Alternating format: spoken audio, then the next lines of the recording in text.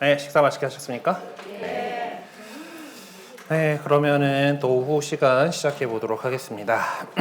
이제 이번 시간에는 이제 예수님의 공생활 시절의 이야기들을 마테오가 어떻게 구성했는가를 좀 살펴보도록 합시다.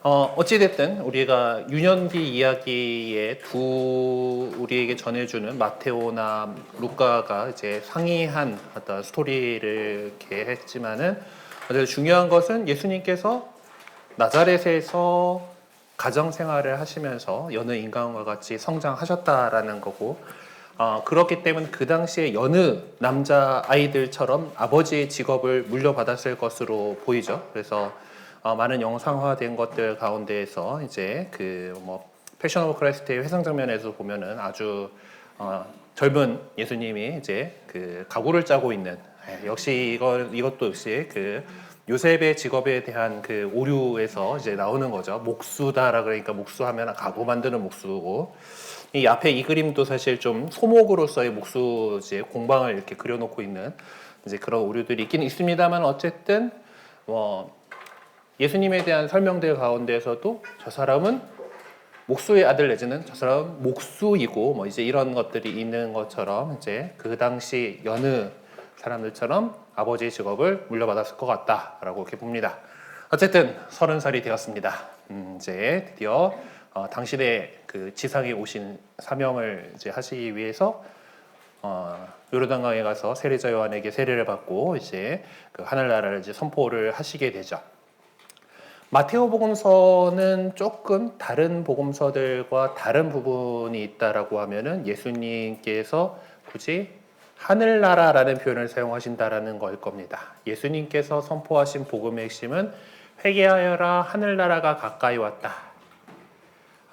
마르코 복음서에는 이게 하느님 나라가 가까이 왔으니 회개하고 복음을 믿어라라고 이렇게 표현을 하고 있는데, 마테오 복음서는 이제 아까도 얘기했지만 마르코 복음서를 기초로 해가지고 자신의 복음서를 좀 적은 것 같다라고 보이죠. 되게 같은 부분들이 많이 보이는데, 그러면서도 마테오 복음서의 특징이라고 하면은 이것을 갖다가 하늘나라라고, 하느님 나라가 아닌 하늘나라라고 표현한다는 점입니다. 요거는 이제 마테오가 좀 유다계 출신이다라는 거를 또 강하게 보여주는 그런 모습이라고 할 수가 있어요. 왜냐하면은 십계명에서 하느님의 이름을 함부로 부르지 마라라고 했고, 그러기 때문에 가급적이면은 이 유다인들은 하느님의 이름을 함부로 부르지 않으려고 하는 경향이 있어요. 그래서 우리 성경에도 보면은 야훼라는 표현 거의 안 나오죠. 예전에 공동번역 성서를 보셨던 분들은 툭하면 야훼 하고 나왔는데, 이번에 우리 2000년대에 나왔던 우리 이제 가톨릭에서 번역한 성경에는 주님 이렇게 따로 표기를 하고, 야훼라고 하는 이름은 하나님께서 당신의 이름을 직접적으로 계시하시는 떨기나무 장면만 야훼라는 표현을 씁니다. 그것이 이제 원래 이스라엘 사람들이 하느님 이름을 잘 안 불렀기 때문에 그래요. 그러니까 히브리어 성경을 읽을 때도 그 단어가 나오면은 입에 담지 않습니다. 그리고 주님에 해당하는 아도나이라고 따로 불렀기 때문에 그 전통을 우리도 이제 인정을 해가지고 종이 성경에서 보시면은 그거는 글꼴이 다른 주님으로 나오죠. 이 인터넷이나 이제 앱으로 볼 때는 이게 표현이 안 되긴 합니다만은, 이제 종이로 된 성경을 보시게 되면은 다른 거는 다 명조체인데 거기 이 하느님 이름 신명 네 글자라고 하는 이제 하느님의 이름이 나올 때는 꼭 고딕체로 된 주 이렇게 돼 있고, 그것은 이제 원래 야훼에 해당하는 단어가 있던 자리다라고 이제 첫 번째 나올 때 그렇게 각주로 나와 있습니다. 어쨌든 그렇게 이스라엘 사람들, 유다인들이 하느님 이름을 입에 잘 안 담으려고 했던 그 전통에서 마테오는 다른 복음서들이 하느님 나라라고 하는 예수님의 말씀을 갖다가 하늘나라라고 표현을 합니다. 왜냐하면은 하느님께서는 하늘에 계신 우리 아버지시잖아요. 그분이 살고 계신 건 하늘이기 때문에 하늘나라로 이렇게 표현을 하고 있습니다. 네, 이렇게 예수님께서 복음을 선포하시고 또 산상 설교를 하시면서 그 안에서 여러 가지 비유 말씀으로 이 하늘나라에 대해서 설명을 하고 계시죠. 그리고 또 뭐 이제 여러 뭐 밭에 묻힌 보물이라던가 또 그런 얘기들을 하시고 또 제자들을 부르시는 세리를 부르시고 그 하늘나라에 대한 복음을 선포하시면서 그 복음이 힘이 있다라는 거를 표현하시기 위해서 기적들을 일으키시기도 하고 이제 돼지 떼 먹이고 뭐그 5천 명을 먹이시는 기적이라던가 풍랑을 가라앉히신 기적이라던가 다양한 기적들이 있습니다. 그 기적 이야기들은 예수님께서 하신 그 복음이 정말 구약에서 예견되었던 예언자들 통해서 예언되는 메시아 시대에 일어나는 그 일들이 일어났다라고 하는 것을 보여주기 위한 그런 그 장치로서 당신이 가르치신 것들을 그렇게 보여주기 위해서 있는 거예요. 그래서 마테오복음서의 여러 구조들을 짰을 때 아까 그 첫 번째 시간에서 보여드렸던 것처럼 그냥 지리적인 어떤 그 이동하는 그런 모습만으로도 이렇게 볼 수 있겠지만은 이 그 끝을 마무리하는 그런 것들을 통해서 5개의 이야기 덩어리로 바라볼 수가 있겠다라고 말씀을 드렸었죠. 이제 그것들이 어떤 식으로 구성되어 있는지를 한번 살펴보도록 하겠습니다. 프롤로그 서원에 해당하는 거는 앞서 우리가 지난 시간에 살펴본 유년기 이야기가 이제 어린 시절의 그 예수님 이야기가 프롤로그로서 펼쳐져서 이분이 나자렛 사람이고 다윗의 자손이신 그 예수님이 어떻게 우리 이 세상에 오셨는가, 그리고 그 어렸을 때의 이야기들이 어떤 이야기들이 있었는가를 해가지고 이제 나자렛에서 잘 성장을 했어요.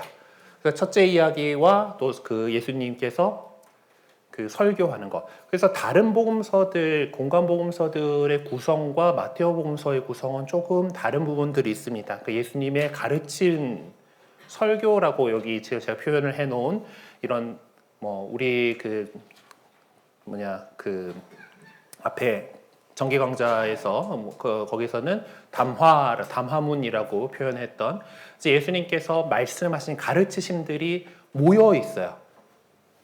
그러니까 다른 복음서에서는 어떤 이게 시간 순서에는 어쩐지 모르겠지만은 이제 편집되어 있는 건데 마테오는 좀 더 의도를 가지고서 예수님의 말씀들을 묶어놨다라는 것을 좀 살펴볼 수가 있습니다.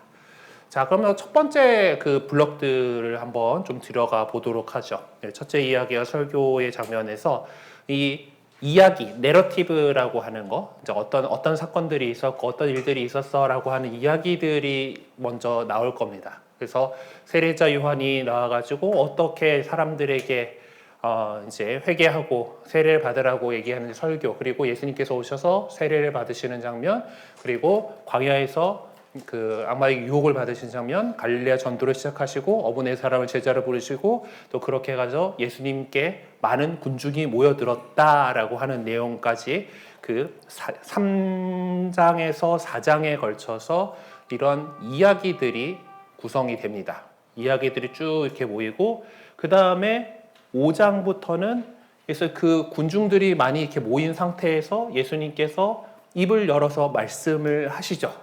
그래서 마테오복음 5장부터는 이 산상설교라고 시작하는 이 설교 내용들이 쭉 주제들이 나오게 되는 겁니다. 그 말씀을 시작하면서 참 행복에 대한 진복 8단이라고 얘기하는 행복 선언과 또 세상의 소금과 빛, 그리고 율법에 대해서, 그리고 율법을 또 이제 어떻게 살아가야 되는지 화해하고 극계하고 이제 이런 그 내용들을 이렇게 모아놨어요. 그래서 원수를 사랑해라, 자선형을 어떻게 사랑하는 거고, 기도는 어떻게 하고, 그래서 그 기도로서 주님의 기도가 다 가르쳐 주시고, 단식할 때는 이제 내가 단식한다고 티내지 말고, 그리고 이제 자손들을 베풀어 가지고 보물을 하늘에 쌓고, 그리고 이제 이렇게 여러 가지 가르치심들을 합니다. 이 산상설교에서 나오게 되는 이러한 말씀들은 어쩌면은 이 예수님께서 선포하신 복음, 하늘나라가 시작되기 위해서 이 세상에서 어떤 것들이 있어야 되는가라고 하는 것에 대해서 여러 가지 가르치심들을 모아놓고 있어요. 그러니까 이 마테오는 지금 이 가지 것들이 어느 정도 그 이야기들을 조금 구성을 해주다가 이 사건들을 얘기하다가 예수님께서 제자들이든 뭐 군중들이든 이렇게 사람들을 모아놓고 이것저것 가르쳐 주시는 내용들이 있는데 그것들이 조금 뭔가 짜임새를 갖고 있어 보여. 네. 그러니까 이 산상설교에서 얘기했던 건 옛 계약에 너희가 이렇게 들었었는데 나는 이렇게 말한다라고 해서 하면서 당시에서 이 계약을 말씀을 율법을 더 확장시키고 더 그 근본 정신에 맞게끔 살아가야 한다라고 그리고 윤리적인 면에 있어서도 우리 그리스도인들이 당신의 제자들이 더욱더 윤리적인 삶을 살아야 한다라고 하는 것을 쭉 가르치고 있습니다. 그래서 이 부분들을 마무리하면서 군중의 그 청중의 반응을 얘기를 하죠. 예수님께서 이 말씀들을 마치시자 군중은 그분의 가르침에 몹시 놀랐다. 그래서 아까 첫 번째 시간에 말씀드렸던 것처럼 요걸 갖다가 예수님께서 이 말씀들을 마치시자라고 하는 걸로 이렇게 하나씩 한 덩어리를 종교를 지어요. 네, 그러면서 첫 번째 거에서는 군중은 그의 가르침에 몹시 놀랐다 하면서 그분께서 자기들의 율법학자들과는 달리 권위를 가지고 말씀하셨기 때문이다라고 이제 복음사가는 이 첫 번째 덩어리를 마무리를 하고 있습니다. 당연하겠죠. 권위는 저 사람의 말이 힘이 있다라는 얘기죠. 권위가 있다라고 하는 거는 저 사람 말이라면 믿을만하다라고 이제 사람들이 그렇게 느꼈다라고 하는 것이고 그리고 그것은 예수님께서 하느님이시니까 저자직강을 하고 계시니까 당연히 이제 그렇게 그 힘이 있게 느껴졌을 겁니다. 율법학자들 제가 하고 있는 말이 아주 권위 있게 느껴지지 않잖아요. 저는 사실 지금 다른 강의들 하시는 뭐 허규 신부님처럼 박사를 따고 온 것도 아니고 그냥 제가 성서 모짜리에 강사로 좀 뭐 여러 해 활동을 하다 보니까 상임위원을 해라라고 이렇게 하셔가지고 네 하고 하더니 주변에는 이번부터는 갑자기 나는 더 연수도 해라라고 해가지고 사실 제가 이제 그 뭐 강의한 경력들은 성서 모짜리에서 강의한 경력들은 조금 되긴 합니다만은 좀 돌팔이에요 제가 그 신학교 있을 때 석사도 안 따고 나왔고 이제 그래서 일반 대학교 다닐 때 딴 학사 한 개 하고 신학교 때 딴 학사 한 개 하고 이제 고거가 하기에 전부인 그런 사람인데 또 뭐 그러다 하다 보면 좀 늘잖아요, 그렇죠? 그래서 어쨌든 그렇긴 하지만은 이때 사람들이 느끼고 있었던 그 율법학자들이 저 같은 사람들이었을 거고 우리 뭐 안병철 신부님이나 허규 신부님이나 이렇게 성서로 박사를 딱 하고 이렇게 오시면은 뭔가 이게 그 권위가 다르게 느껴지잖아요. 그래서 좀 저렴하잖아요, 이제. 그런 차이를 아마 저 사람들도 되게 느끼지 않았을까. 그거보다 훨씬 더 큰 그런 차이를 느끼지 않았을까 생각이 듭니다. 네, 그래서 이제 이런 식으로 구성들을 했어요. 그러니까 이게 그 이야기거리들이 더 많은 경우들도 있고, 그러니까 지금 이 첫 번째 덩어리 같은 경우에는 어떤 그 앞에 내러티브 이야기들이 좀 작은 편이고 산상설교로 묶여 있는 그 설교 내용이 더 많은 부분인데 두 번째 부분 같은 경우는 조금 뭐 모양새가 다릅니다. 이제 그러고 나서 이제 이 이야기들로 기적들을 되게 마테오는 막 모아놓습니다. 특히 나병 환자를 고치시고 백인 대장의 병든 종을 고치시고 베드로의 병든 장모를 고치시고 많은 병자를 고치신 이야기들이 이렇게 들어오게 되는데 다른 복음서에서는 구성이 좀 달랐던 거를 기억하실지도 모르겠어요. 그러니까 특히 이 백인 대장의 병든 종도 그렇고 베드로의 병든 장모도 그렇고 여기는 카파르나움에서 일어났던 일입니다. 카파르나움에서 일어났던 일인데 사실은 루카나 마르코나 이런 데서 보면은 베드로의 병든 장모를 고치시는 장면과 많은 병자를 고치시는 장면하고 이 백인 대장의 병든 종을 고치는 장면은 떨어져 있는 경우가 많아요. 그렇죠? 처음 제자들 불러가지고 베드로가 예수님을 따르기로 하고 이제 떠나십시오 했다가 그러고 나서 그들은 베드로네 집에 갔다가 거기는 장모 고치고 그다음에 하필 안식일이어가지고 사람들이 별로 못 왔는데 이제 그러고 나서 해가 떨어지고 나니까 사람들이 다 데리고 와가지고 병자들을 고쳤어 이런 식으로 진행이 되는데 이 마테오 복음서에서는 이 기적 이야기가 지금 좀 떨어져 있죠. 제자들을 부르신 그 장면에서 어부 네 사람을 부르는 장면에서 좀 많이 떨어져서 따로 이렇게 이쪽에 병든 사람들을 병자들을 고친 이야기들을 쭉 이렇게 좀 모아놓고 있습니다. 물론 이제 병자들을 고친 기적 이야기들이 뭐 다른 것도 여러 가지 더 있겠습니다만은 저는 이런 식의 좀 다른 복음서들과는 다른 구성을 보고 있을 수가 있고요. 그리고 뭐 이제 예수님을 따르면 어떻게 해야 되는지 이제 또 풍랑을 가라앉힌 이야기, 이 마귀들과 대지 때는 이제 그 건너편이잖아, 그렇죠? 그 호수 건너편 쪽에 그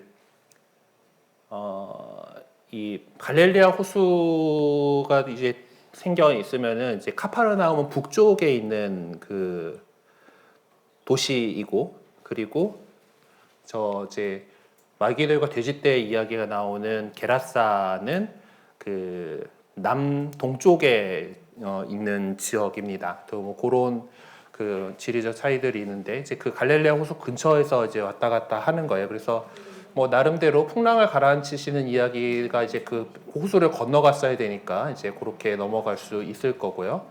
뭐 중풍병자를 고치고 이제 마테오를 부르시는 이야기도 이제 또 카파르나움에서 있었을 이야기들이고 또 뭐 회당장의 딸 고친 이야기 뭐 이제 이런 것들 이렇게 해서 결국 이제 그 여러 가지 이제 갈릴리아에서 있었던 활동들을 또 두 번째 묶음에서 이야기 묶음에서 얘기합니다. 그러고 나서 그 수확할 것은 많은데 일꾼은 적다라고 하신 말씀 통해서 12사도를 뽑으시죠. 그래서 두 번째의 이 이야기들이 진행이 된 다음에 12사도를 뽑아놓고 그들을 파견하기 전에 또 한 말씀 하시는 거가 두 번째 설교 단계에서의 이야기들입니다.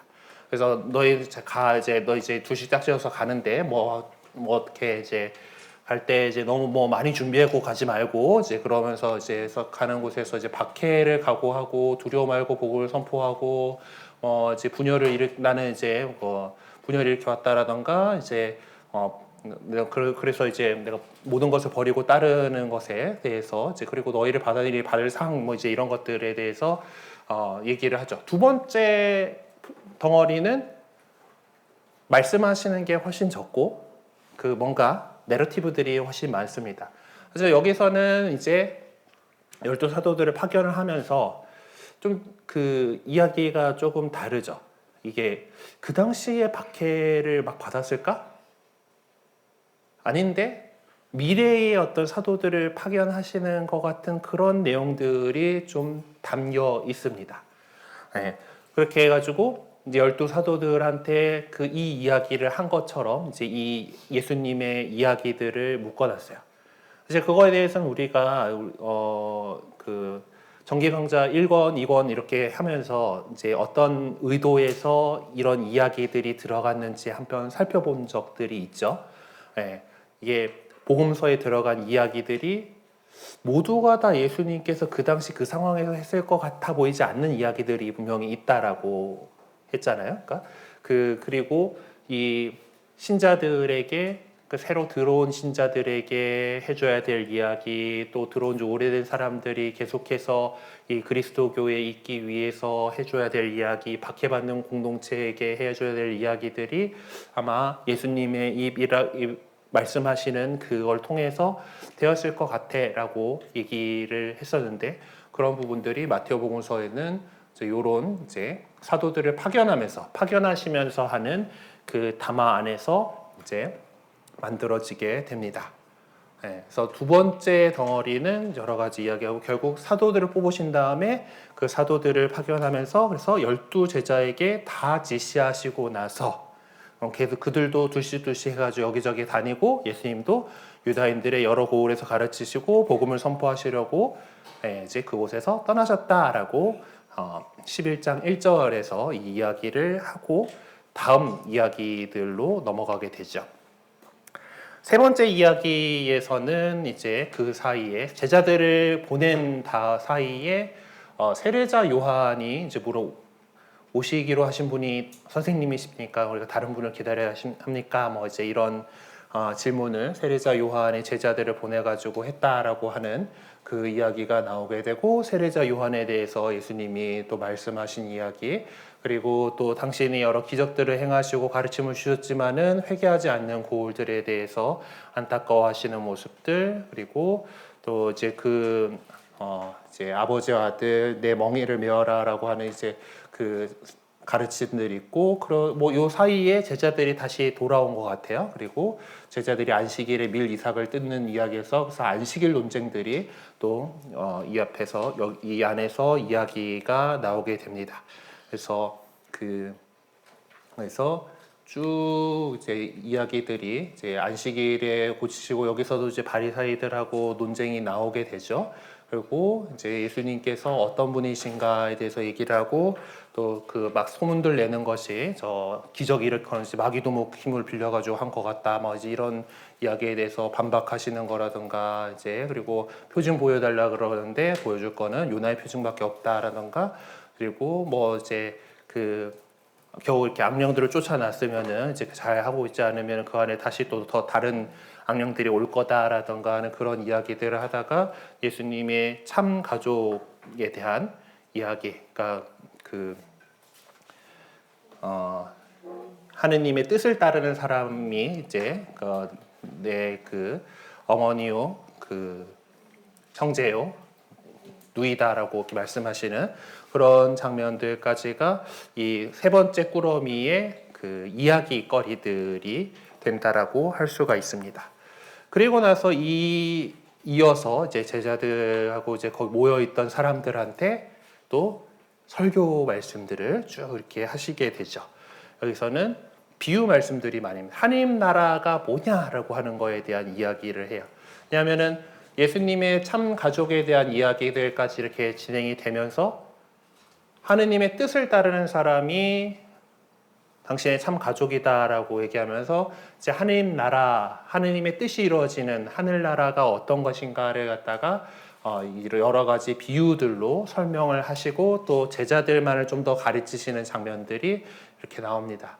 씨 뿌리는 사람의 비유가 있고, 그러면 이 복음을 갖다가 어떻게 받아들이는가에 대해서 여러 땅의 상태들로서 이제 사람들의 모습을 얘기를 하는데, 예수님께서 일반적인 군중들에게는 비유로서 말씀을 하시고, 그리고 이제 제자들한테는 그 비유를 설명을 이렇게 해주시죠. 이제 10분의 3의 비유를 설명하는 제자들하고 같이 있을 때인데, 또 비유로 말씀하시는 이유에서 또 이제 마테오가 늘 써먹는 것처럼 예언자의 이사야의 이렇게 말씀이 이루어지려고 그러잖아요. 뭐 보아도 보지 못하고 뭐 들어도 듣지 못하게 하려는 것이다라고 하는 이제 그것이 이제 이야기로서 나옵니다. 그 설명하는 것들이. 그래서 중간중간에 그 이야기 중에서도 이제 그런 뭐 가르치는 그런 부분들이 없는 것은 아니지만은 좀 특징적으로 그 가르치는 것을 쫙 모아놓는 그런 모습들을 발견할 수가 있어요. 그래서 그 하느님 나라에 대해서 이제 이렇게 이제 보물의 비유와 진주 상인의 비유나 그물의 비유, 그리고 또 이 비유를 이제 끝내면서 결국 또 다 말씀하시고 나서, 예수님께서는 이 비유들을 다 말씀하시고 나서 그곳을 떠나셨다라고 하면서 세 번째 덩어리를 마무리 짓게 됩니다. 그래서 다 말씀하시고, 이게 다 말씀하시고 나서 뭐 이제 이런 것들이 지금 이 마테오 복음서에 또 이제 좀 특징적으로 나타나는 이제 부분들이고, 요 세 번째 이 설교에서는 하늘나라에 대해서 좀 더 자세하게 그 여러 비유들을 가지고서 말씀하시는 것으로 이렇게 살펴볼 수가 있어요. 그리고 네 번째 이야기 그 덩어리들로 가게 되면은 이제 두 덩어리로 나눴을 때의 그 부분에서, 그러니까 맨 마지막 그 세 가지 제가 앞서서 이제 그 제시를 해드렸던 것 중에서, 그 전까지는 예수님께서 당신에 대해서 드러내고 제자들한테 이렇게 하고 이렇게 했지만은 이게 말빨이 안 먹혀가지고 유다인들에서 결정적으로 그 자기 고장에서 나자렛에서 무시를 당하시는 그걸로 이제 끊어내는 이제 그런 방법들이 한 가지 있었다라고 했는데, 지금 우리가 지금 하고 있는 이 덩어리들로 나눌 때는 요 이야기 이제 말씀하시고 나서 떠나셨다라고 하는 종결하는 그런 문장들을 가지고서 이야기를 하다 보니까 이제 그 구분하고는 좀 다르게 가게 되는데요.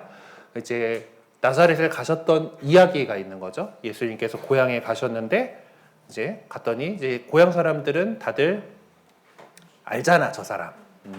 내가 다 아는데 저희가 어디서 저런 힘을 얻었을까? 뭐 이제 이러면서 나오는 것들이 있죠. 이게 참 약간 좀 쓸데없는 얘기를 좀 더 하자면은 제가 새신부가 되고 나서 두 번째 본당을 가게 되는데 저는 저희 집은 좀 이사를 많이 다녔던 편입니다. 그리고 그 서울 안에서도 저희 집이 살았던 이제 중학생 때부터 대학생 때까지 살았던 데가 창오동 성당이고 저는 그 다음에 공릉동으로 이사를 가가지고 공릉동에서 신학생이 되고 신부가 됐어요. 태릉성당에서 신부가 됐어요. 그러니까 이제 사실 저희 젊은 시절 그리고 저희 성소를 키웠던 곳은 창오동 성당이잖아요. 도봉구 창동에 있는. 그래서 나중에 그 교구에서 내가 거기 출신인 거는 딱히 모를 것 같으니까 나중에 주임 신부쯤 돼가지고 가면 참 좋겠다. 이제 그렇게 생각을 했었어요. 네, 근데 하나님께서 기도를 너무 일찍 들어주신 거지. 두 번째 본당 발령지가 나오는 날이었는데 이제 그날 아침에 이제 보통 미사를 했을 거 아닙니까? 연중제 4주간 수요일이 저희 2월달 보통 그건데요. 네, 그때가 아마 마르코 복음에서였는지 마테오 복음서였는지 모르지만 저 이야기예요. 나사렛으로 오시다. 예언자는 어디에서나 환영받지만 고향과 집안에서 환영받지 못한다라는 말씀이 딱 그 아침에 읽었는데 한 오후에 이제 발령 그게 나거든요. 공문이 발령하는데 창오동 보좌 하고 적혀 있는 거야. 그래서 헉 후덜덜 막 이제 이러면서 어쨌든 뭐 그렇게 갔어요. 이제 갔는데 이제 제가 주일학교 교사할 때 관리장님이 사무장님이 되게 계셨고 제가 고등학생 때부터 우리 사무원 누나는 그대로 사무원 누나였고 그리고 그리고 저 청년 활동할 때 청년 레지오 저는 주일학교 교사였는데 저희는 그래도 청년회하고 교사회하고 친한 편이었는데 저희 레지오 하던 형님들이 사목회 하고 있고 사목회 어른들도 뭐 그대로 있고 이제 다 바뀐 분들도 제법 많긴 했지만은 그리고 막 딱 갔더니 이제 저한테 올라온 결제 파일에 어디서 많이 보는 글씨가 있는데 하고 보니까 제가 중고등부 주일학교 교사회하고 적은 그 필체가 그냥 그대로 있고 주일학교 초등부 교감, 중고등부 교감은 제가 이제 거의 마지막 연차 때 중3이던 친구들이 또 이제 그랬어요. 그리고 이제 더 놀라웠던 거는 이제 주일학교 담당 수녀님 전 수녀님이 두 분 계시면은 원장 수녀님 말고 다른 수녀님이 이제 주일학교 청년 이렇게 맡으시잖아요. 수녀님이 제가 대학생 때 그 시절에는 수녀님들이 좀 많았던 편이라서 본당에 3분 계셨거든요. 3분 중에서 둘째 수녀님이어가지고 중고등부와 청년을 담당하시던 수녀님이었는데 그 수녀님이 원장 수녀님도 아니고 또 정교 수녀로 그 본당에 다시 들어와 계신 거예요. 한 나흘 정도 살긴 했는데 이러니까 이제 처음에 저 말씀을 떠올리면서 막 그랬는데 또 오히려 제가 잘 아는 사람들이잖아요. 그래서 되게 편안하게 보좌 생활을 했어요. 그래갖고 한 1년쯤 지났을 때는 이제 사운드 뮤직에 보면은 영화에 보면은 마리아 선생님이 이제 나갔다가 들어오면서 이제 폰트랩 대령하고 이제 하면서 내가 어렸을 때 아마 좋은 일을 했기 때문에 당신을 만난 것 같아요 하고 그 부르는 노래 있잖아요. 나 어렸을 때 잘 살았나? 그래서 이제 그러고 있다가 2년째 되고 이제 그 깨달음이 왔던 거가 내가 예언자가 아닌데 왜 그 걱정을 했던 것인가? 뭐 이제 그런 살았던 그런 걸 저 나자렛에서 무시를 당하시다라는 저 이야기를 볼 때마다 늘 생각이 나는 이제 그런 그런 이야기입니다. 어쨌든 뭐 제가 그래도 뭐 막 살지는 않았던 거라서 시절에 하여튼 뭐 잘 이렇게 지내고 또 뭐 분당 25주년 뭐 그런 거가 걸렸었어요. 그래갖고 뭐 그런 사료 정리하고 뭐 이러는데도 뭐 예전부터 더 같이 알았고 뭐 그랬던 거니까 잘 됐었죠. 네. 어쨌든 뭐 잘 보내주셨어요. 다시 돌아옵시다. 하여튼 뭐 이제 또 헤로데가 뭐 이야기들이 이렇게 또 진행이 됩니다. 그리고 여기서는 5천 영을 먹이시는 기적들, 여기 이 이야기는 공관복음이고 요한복음이 꼭 나오죠. 그리고 5천 명을 먹이신 다음에는 꼭 무리를 걸으신 기적 이야기가 또 연결이 되고, 그래서 요거는 아마 확실하게 모든 그 복음서에서 딱 이어지게 배치를 하고 있는 거니까 저 떼놓을 수가 없었을 거라고 생각해요. 기적 이야기들인데 5천 명 먹이신 다음에 우리를 걸어 나가시는 이야기 있고, 또 겟네사렛에서 병자들을 고치신 이야기, 또 조상들의 전통에 관한 논쟁, 가나안 여자의 믿음이라든가 이제 이런 부분들, 또 4천 명을 먹이신 기적 이야기들이 또 두 번 이렇게 나오게 되는데, 저 5천 명을 먹이시는 기적 이야기고 4천 명을 먹이신 기적 이야기는 또 그 학자들에 따라서 저게 두 번 있었던 사건인가 아니면은 한 번 있었던 사건이 여러 이제 경로를 통해서 수집되다가 이렇게 두 개가 실린 것인가라고 하는 또 그런 논쟁들도 있는 그런 부분입니다. 그리고 이제 바리사이들하고 사두가이들이 표징을 요구하는 이야기, 또 이제 예수님을 그리스도라고 고백하는 이야기, 그리고 이제 슬슬 순환과 부활에 대해서 예고하시는 그런 이야기들. 그래서 그 준비 과정들 중에서 갈릴리아에서의 사목권에서 준비 중에서 이 영광스러운 모습으로 변모하시는 그 이야기가 있고, 그리고 엘리야가 어떻게 와야 된다라는 거, 그것이 세례자 요한이다라는 거, 그리고 그 얘기들을 하고 있었는데 이제 내려와 보니까 어떤 아이들 마귀를 쫓아내 달라고 했는데 제자들이 못 하고 있었던 이야기, 그리고 순환과 부활을 이제 두 번째로 얘기하시고 이제 또 성전세를 바치는 그런 모습들까지 이런 이야기들이 진행이 됩니다. 그 다음에 이제 그 이야기까지 하고 나서 또 쭉 이제 그 설교 이야기들이 모여 있는 그 장면들이 나오게 되는 거죠. 하늘나라에서 가장 큰 사람이 뭐냐, 죄의 유혹을 물리쳐야 되고, 또 작은 이들 업신여기지 말아야 되고, 되찾은 양의 비유라던가, 또 형제들 죄를 지은 깨우쳐 주라, 함께 기도하면은 둘이나 셋이라도 내 이름 모인 곳에는 그런 이야기들이라든가, 뭐 이른 번씩 그 7번이면 되겠습니까는 형제가 죄를 지으면 몇 번을 용서하여라. 그리고 거기에 대한 비유 말씀하고, 이제 이 말씀들을 마치시고 나서 갈릴레아를 떠나 요르단 건너편 유다 지방으로 가셨다라고 또 이 말씀들을 마치고라는 문장으로 또 이 덩어리가 진행이 됩니다. 이제 여기까지 그 이야기들이 갈릴레아에서 있었던 이야기들이 쭉 정리가 된 거죠. 그래서 그러고 나서 이제 다섯 번째 덩어리로 이제 가게 됩니다. 이쪽에서는 이제 혼인과 독신 이런 것들 보면은 좀 그 가르치심 같은 부분들인데, 역시 이것도 누군가가 와가지고 이야기를 하는 거죠. 이제 이거에 대해서는 바리사이들이 와가지고 이 모세는 이게 이혼장을 써주고 아내를 버려도 된다고 이제 했는데 선생님 어떻게 생각하십니까?로 시작되는 이제 그 혼인과 이혼에 대한 이야기, 그리고서 이제 하느님께서 맺어주신 것을 사람이 풀 수 없다라고 이렇게 강조하시면서 오늘날 우리 교회 안에서도 그 이혼을 허락하지 않는 것에 대한 그 근거가 되는 말씀이 마태복음에 나오게 되는데, 이런 부분들에 대해서도 이제 여러 사람들이 그 예수님 옆에 와서 질문하고 뭐 이야기가 진행되고 넘어가고 하는 것들이 있어요. 그래서 이제 이 이야기들을 하면서 이제 어린이들을 사랑하시다라는 거는 또 그렇게 막 논쟁을 하고 있는데 어떤 사람들이 아이를 데려와서 쓰다듬어 달라고 이렇게 부탁을 했는데 제자들은 애들은가를 시도해 버리죠. 네.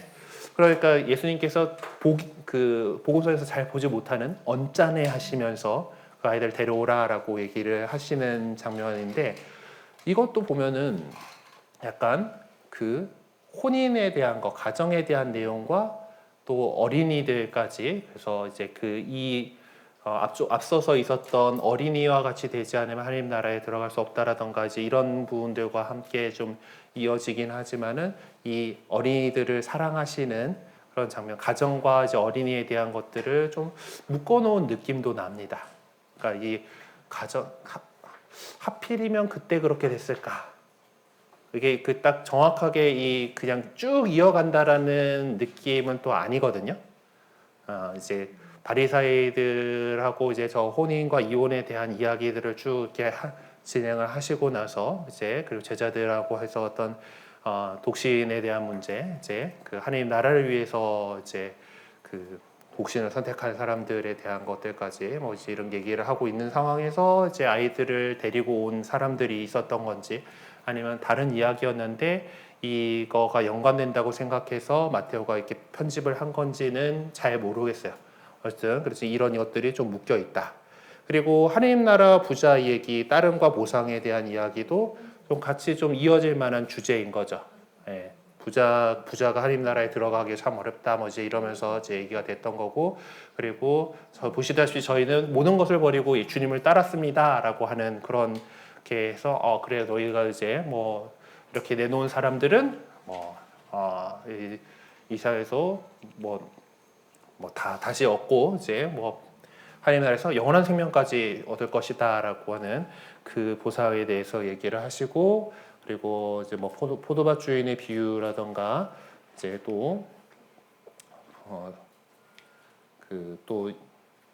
여러 가지 이제 그 가는 길 속에서 있었던 이야기들 이제 또 가는 길 하다 보면 길 걷다가 순환과 부활에 대해서는 제자들한테 얘기를 하시는 것들이 보통 이동하시다가 뭐 잠깐 얘기하시는 그런 것으로 나오는데 이제 그렇게 하고 예리코 이제 갈릴리아에서 떠나서 이제 요르단강을 따라서 쭉 내려와서 예루살렘으로 가기 위해서는 예리코를 지나가게 되죠. 예리코에서 장님을 눈먼 두 사람을 고치시는 이야기 그리고 예루살렘에 입성하시고 성전을 정화하시고 또 그 안에서 또 예수님의 권한을 문제 삼는 이야기 무화과나무를 저주하신 이야기는 조금 왜 싶은 그런 거지만은 아마 그런 일이 있었는지 들어 있어요.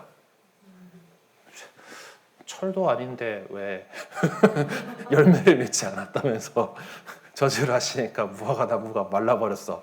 이제 이런 건데 잘 모르고 막 이제 분명 또 철이 아직 아니었다라고 돼 있는데 네 어쨌든 좀 우리에게 좀 어려운 그런 이야기이기도 합니다. 그리고 뭐 이제 성전에서 뭐 좀 난리를 쳤으니까 거기서 무슨 권한으로 하냐 뭐 이제 이런 얘기들 나오고 또 그 안에서도 여러 가지 또 비유 말씀들을 통해서 이야기를 하시는데 얘네들은 이제 아까 말씀드린 것처럼 설교로서 따로 묶어놓은 상태는 아니다 보니까 이제 이 나러티브 이야기 쪽에다가 분류를 해놨어요. 그러니까 여러 이제 사람들하고의 어떤 사이에서 이제 이야기를 하게 되는 그런 이야기들이고 그리고 이제 뭐 황제에게 세금을 내는 문제 가지고 또 다른 이들이 와가지고 자 뭐 이제 세금을 내는 게 맞습니까 안 내는 게 맞습니까 이렇게 아주 빠져나가기 어려운 그런 질문으로 예수님을 올가매려고 하는 그런 의도를 가지고서 다가온 사람들이 있었죠. 그거를 참 황제의 것은 황제에게 하나님 것은 하나님에게라고 명쾌하게 이제 나눠 주십니다.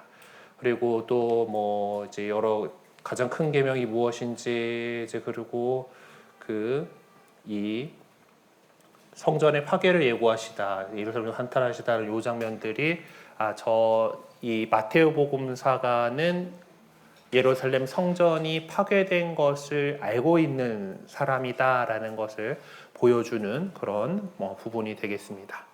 자, 그러면 이제 이 이야기들이 지금 쭉 이제 갈릴레아에서 출발해가지고 요르단강을 따라서 내려와가지고 예루살렘에 입성해서 그 안에서 여러 가지 일어나는 이야기들이 이루어지고 나서 그러고 나서 이 성전의 파괴를 예고를 하시는 장면에서 이야기들이 이렇게 진행이 되잖아요. 이렇게 이야기가 흘러갑니다. 저 성전에 저희 돌 하나도 그 위에 그대로 있지 않을 것이다라는 얘기를 하시고 나서 이 다섯 번째 꾸러미는 어떤 종말에 관련된 이야기들이 이 설교 내용들로 쭉 모여져 있어요. 그래서 그 재난, 저 성전의 파괴를 예고하시면서 그걸 통해서 어떤 재난이 일어날 거고 가장 큰 재난은 어떤 것이고 그렇지만은 사람의 아들이 오시는 그날에 이렇게 될 거고 그것들에 대해서 너네가 무화과나무 잎을 보고서 계절이 어떻게 돌아가는지를 알고 있는 것처럼 잘 보고 있어야 된다. 그리고 어떤 그 일이 언제 어떻게 닥칠지 모르게 늘 깨어 있어야 된다. 그러면서 그 비유들이죠. 충실한 종과 불충실한 종의 비유도 있고 열 처녀의 비유, 여기도 이제 신랑이 언제 올지 모르는데 준비되어 있던 다섯 슬기로운 처녀와 그 준비가 되어 있지 않던 그 다섯 어리석은 처녀들이, 그래서 그 어리석은 처녀들이 어떻게 되었는가, 그리고 이제 탤런트의 비유라고 하는 것도 이제 그 종한테 이제 몇 탤런트씩 맡겨가지고 하게 장사를 하게 했었는데 그 주인이 언제 돌아올지 모르는데 그것을 잘 활용해가지고 한 사람들은 칭찬을 받고 이렇게 그 주인과 함께 기쁨을 누리게 되지만은 그렇지 않았던 사람은 이제 그냥 주인님이 겁나서요 하면서 그냥 그대로 그냥 묻어놨던 사람이 있었죠. 이제 그렇게 되면 안 된다라는 거, 하나님께서 주신 것을 잘 활용하면서 준비하고 있어야 된다는 거. 결국 그래서 마지막 날이 언제 어떻게 올지 모르니까에 대한 내용들이 쭉 이 다섯 번째 설교 내용들에서 나오게 됩니다. 그래서 마태복음서와 전하는 최후의 심판에 대한 설명들이 있죠. 그러니까 그때에 이제 사람의 아들이 영광스럽게 오게 되는 그 날에 그 사람들을 왼쪽과 오른쪽으로 나눠 가지고 이제 그래서 그 기준이 뭐냐? 결국 가장 작은 사람들에게 해준 것이 바로 나에게 해준 것이다라고 하는 어떤 사랑을 어떻게 실천했는가에 대해서 예수님께서 그것이 그 어떤 불타는 지옥으로 갈 일인가 낙원으로 갈 일인가를 결정하는 그런 일이다라고 말씀을 하십니다. 그리고 나서 역시 그 모두 마치시고 구절이 이렇게 나오죠. 예수님께서는 이 말씀들을 모두 마치시고 제자들에게 이르셨다라고 하면서 결론으로 가게 되는데, 그래서 이 결론이 그 율법학자들 갑자기 생각이 안 나죠. 찾아봅시다. 그러면은 성경을 잠깐 찾아보면 되지. 이르시는 결론으로 딱 했는데 사실 다음번에 이제 결론이라고 하는 슬라이드 그 부분이 되는 거기 때문에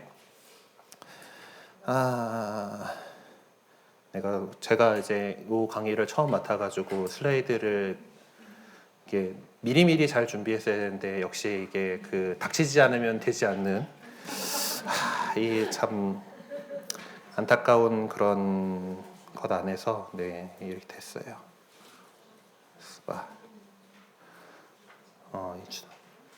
슬라이드 노트에다가 저 결론의 내용을 갖다가 나는 적어놨다라고 생각했는데 네, 이제 이렇게 쭉 한 다음에 이렇게 제자들에게 이르셨다라고 하는 말씀이 이제 너희도 알다시피 이틀이 지나면 파스카인데 그러면 사람의 아들은 사람에게 넘겨져 십자가에 못 박힐 것이다 라고 하는 이제 그 말씀으로 이어집니다. 이제 이 마테오 복음서의 결론 부분에 해당하는 결국 그 순환과, 그러니까 예수님께서 다시 오실 그날에 대한 그것에 대해서 이야기를 하기 전에 결국 이렇게 예수님께서 오셔가지고 우리에게 가르침을 주고 여러 행적들을 보여주셨던 것은 결국 새로운 계약을 맺기 위한 것, 그 결론에 나가기 위해서는 순환이 있어야 되고 그리고 영광스러운 부활이 있어야 한다라는 것으로 쭉 이어나가게 되는 거죠.